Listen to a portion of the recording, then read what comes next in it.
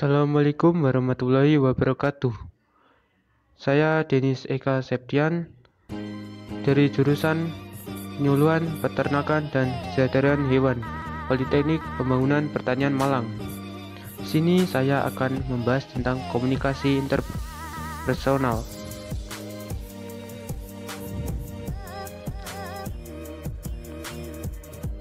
Pengertian komunikasi interpersonal.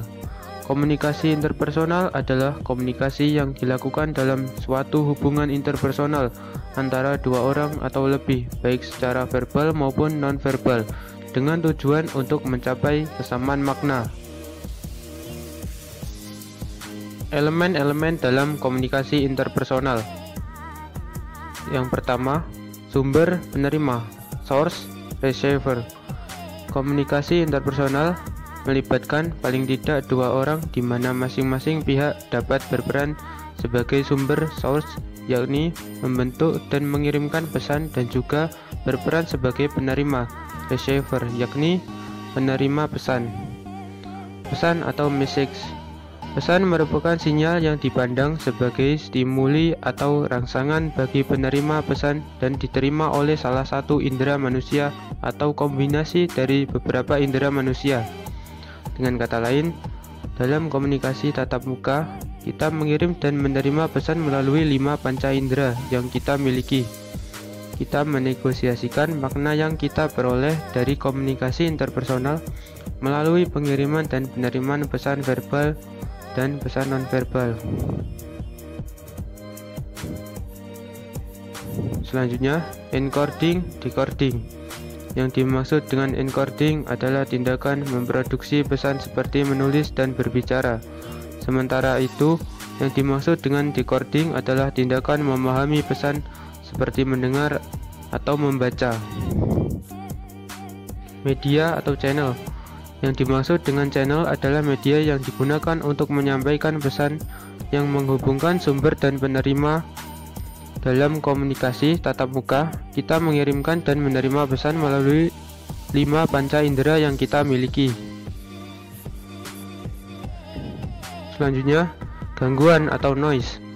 Secara teknis, gangguan atau noise adalah segala sesuatu yang mendistorsi sebuah pesan atau hal-hal yang mencegah penerima menerima sebuah pesan. Gangguan atau noise dalam suatu komunikasi dapat juga disebut sebagai hambatan-hambatan komunikasi. Terdapat beberapa jenis gangguan, yaitu gangguan semantik, gangguan fisiologis, gangguan psikologis, gangguan intelektual, dan gangguan lingkungan. Kemudian umpan balik atau feedback. Umpan balik atau feedback adalah informasi yang kita terima sebagai bentuk respon terhadap pesan yang telah kita kirimkan. Umpan balik dapat berupa umpan balik verbal maupun umpan balik non-verbal, umpan balik positif atau umpan balik negatif, dan lain sebagainya.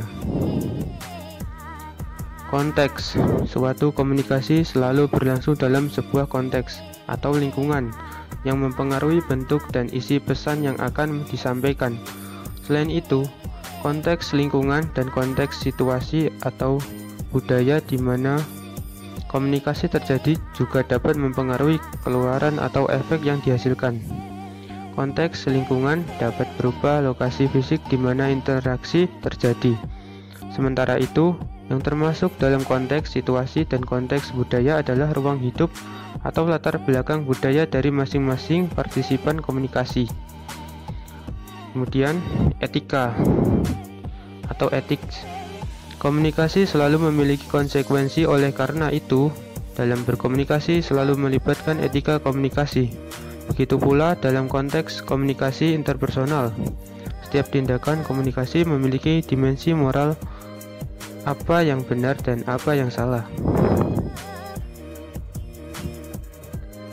Selanjutnya, sifat komunikasi interpersonal. Yang pertama, komunikasi interpersonal adalah komunikasi yang melibatkan dua individu atau lebih yang masing-masing saling bergantung. Yang kedua, komunikasi interpersonal adalah secara inheren bersifat relasional. Yang ketiga, komunikasi interpersonal berada pada sebuah rangkaian kesatuan. Yang keempat, komunikasi interpersonal melibatkan pesan verbal maupun pesan nonverbal. Yang kelima, komunikasi interpersonal berlangsung dalam berbagai bentuk. Yang keenam, komunikasi interpersonal melibatkan berbagai pilihan.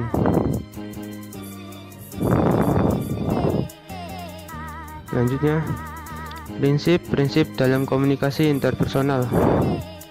1. Komunikasi interpersonal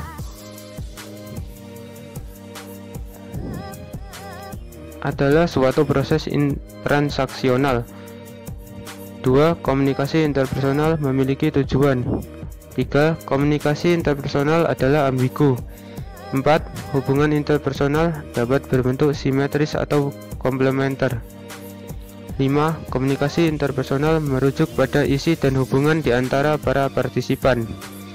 Komunikasi interpersonal adalah dapat diberi tanda atau ditandai. 7. Komunikasi interpersonal tidak dapat dihindari, tidak dapat diulang, dan tidak dapat diubah. Ya, mungkin sekian yang dapat saya sampaikan. Mohon maaf jika ada kesalahan kata. Saya akhiri. Wassalamualaikum warahmatullahi wabarakatuh.